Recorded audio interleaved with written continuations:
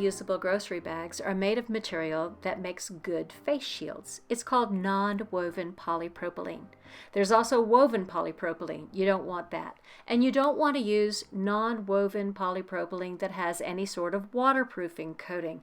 Like this sack is coated with OPP coating. That's waterproofing. This sack is no good. Go away, sack.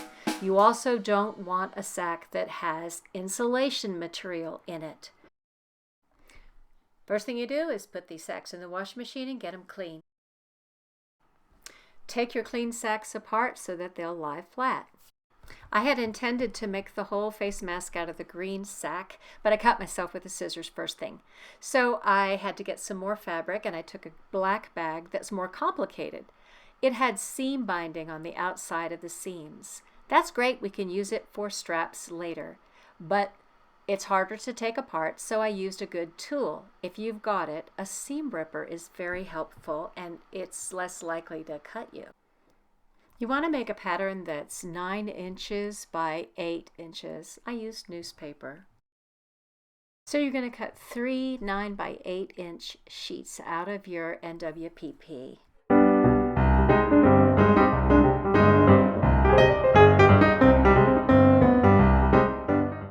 Showing dirt is a virtue in a face shield. So I put the dark fabric that I had to add because I cut myself on the green fabric. I put it in between layers of green fabric. Light colored fabric shows dirt. That's good. Now you're going to pin these 3 sheets together, and then you're going to stitch them together 1/4 inch all the way around the boundary so that they hold together as a unit. The face mask is going to be 9 inches wide. The 8 inch sides are the sides. You're going to fold those over 1/2 inch each and stitch them flat. We will stitch the bottom flat next.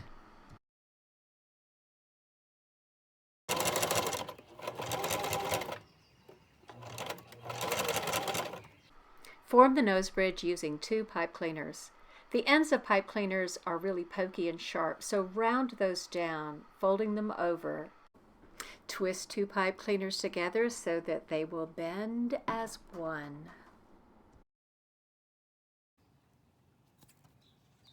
Now you're making the part of the mask that's going to form around the top of the nose. So you're going to roll the top over the pipe cleaner and then stitch it in to contain the pipe cleaner. Don't sew on top of the pipe cleaner, but do sew the ends of the channel closed. Now we're going to make pleats, and the pleats are going to be about 1/2 inch wide.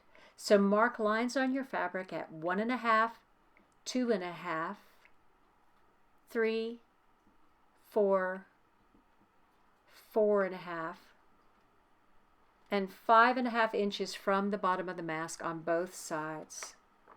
And then you're going to fold those lines so that they meet and make pleats. The pleats are a really bulky place, so to make certain that my stitch settings and tension were going to be good, I tested on scrap fabric. And then when you're sewing the pleats down, you're not sewing across the mask, you're just sewing the edge again. So just secure the ends of the pleats.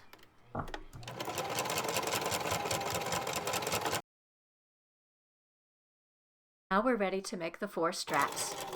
10 to 12 inches long each. I'm using the seam binding from the complicated black bag.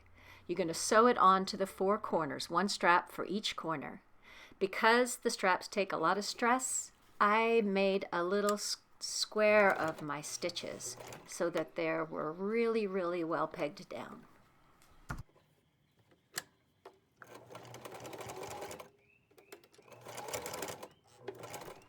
And there it is, the finished product.